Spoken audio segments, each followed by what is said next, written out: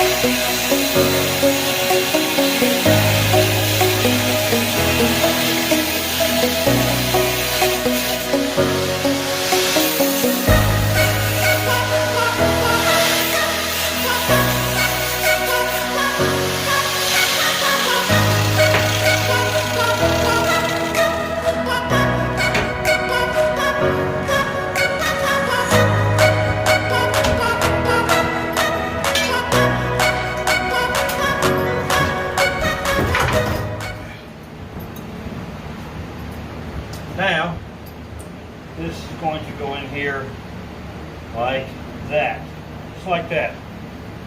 Now we'll be able to weld across here, here, down here, and on the back as well. This thing's going to be super, super strong. And then our engine plate will be welded up here when we determine where to put it. So this looks good. That's a really super nice fit right there. Really happy with that.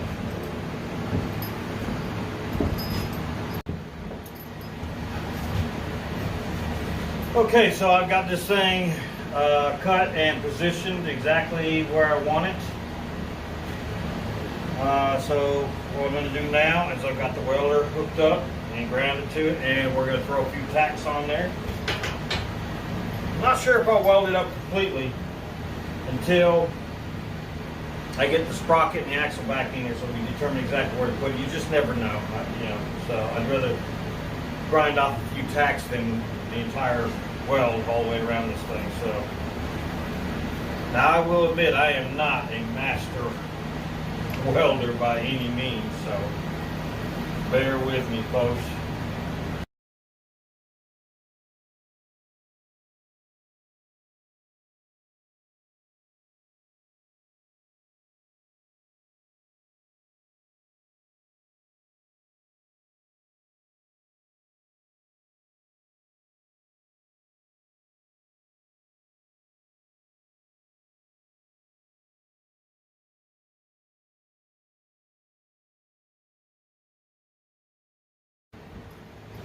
Okay, as you can tell by the helmet, I decided to go ahead and weld this up. I started doing some, then I decided, you know what, let's turn the camera on. Let's film that as well. Don't judge. If you want to critique and give me some pointers on how to weld a little bit better, you're more than welcome to. So, let's do it. I'm going to be in the way of the camera for this one, but on the next one you can see.